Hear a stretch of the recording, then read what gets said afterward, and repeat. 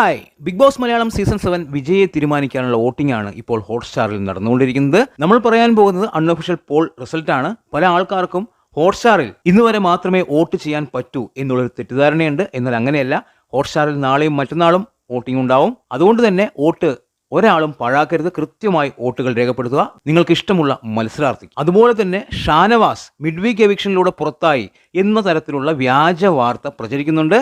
അതിനുള്ള കാരണം എന്താണ് എന്ന് വെച്ച് കഴിഞ്ഞാൽ ഷാനവാസിന്റെ വോട്ട് മറ്റൊരു കണ്ടസ്റ്റന്റിനെ മറിക്കുക എന്നുള്ളൊരു ലക്ഷ്യമാണ്. ഇത് PR കളിയാണ്. കൃത്യമായി നിങ്ങൾ മനസ്സിലാക്കണം, അങ്ങനെ ഒരു സംഭവമില്ല. ഷാനവാസ് പുറത്തായിട്ടില്ല, പുറത്താവുകയുമില്ല. ഇത് ഒരു കളിയാണ്. അത് കൃത്യമായി എല്ലാവരും മനസ്സിലാക്കണം. പല ചാനലുകളിലും അതുപോലെ പല പോസ്റ്റുമായിട്ട് ഇത് വരുന്നുണ്ട്, ഷാനവാസ് പുറത്തായി എന്ന തരത്തിൽ. അത് സത്യമല്ല. എല്ലാവരും, അതായത് ഷാനവാസ് ഫാൻസ് ആയിട്ടുള്ള എല്ലാവരും ഷാനവാസിന് തന്നെ കൃത്യമായി വോട്ടുകൾ ചെയ്യുക. നിങ്ങളുടെ വോട്ടുകൾ പാഴാവില്ല എന്നുള്ളത് തന്നെയാണ് എൻ്റെ വിശ്വാസം. ഇപ്പോൾ അൺഒഫീഷ്യൽ പോൾ 7 പേരാണ് ഇവിടെ മത്സരിക്കുന്നത്. ഇവർക്ക് എങ്ങനെയാണ് വോട്ട് വന്നിരിക്കുന്നത്?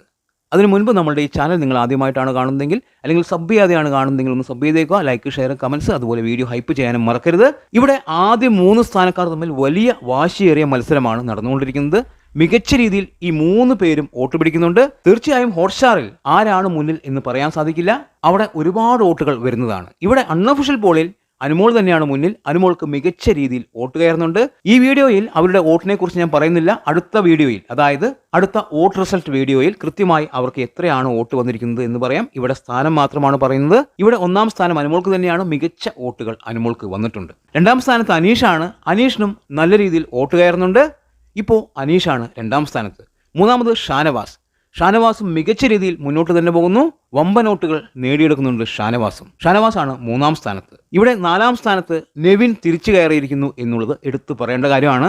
നെവിന് അത്യാവശ്യം വോട്ട് വരുന്നുണ്ട്, പക്ഷേ മറ്റു 3 പേരെ അപേക്ഷിച്ച് വളരെ കുറവാണ് വോട്ട്. 5-ാം സ്ഥാനത്ത് നൂറയ്ക്ക് അത്യാവശ്യം വോട്ട് കുറഞ്ഞിട്ടുണ്ട്. ഇപ്പോൾ നൂറ 5-ാം സ്ഥാനത്താണ്.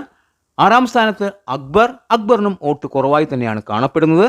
ഏറ്റവും അവസാനം അവിടെ ആദിലയാണുള്ളത്.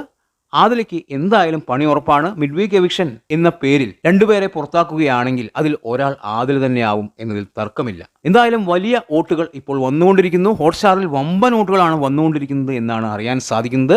എന്തായാലും കാത്തിരിക്കാം ആർക്കായിരിക്കും ഏറ്റവും കൂടുതൽ വോട്ട് എന്നറിയാൻ. ഇവിടെ അൺഒഫീഷ്യൽ പോളിൽ 1-ാം സ്ഥാനം അനുമോൾ, 2-ാം സ്ഥാനം അനീഷ്, 3-ാം സ്ഥാനം ഷാനവാസ്, 4-ാം സ്ഥാനം നെവിൻ, 5-ാം സ്ഥാനം നൂറ, 6-ാം സ്ഥാനം അക്ബർ, ഏറ്റവും അവസാനം ആദില.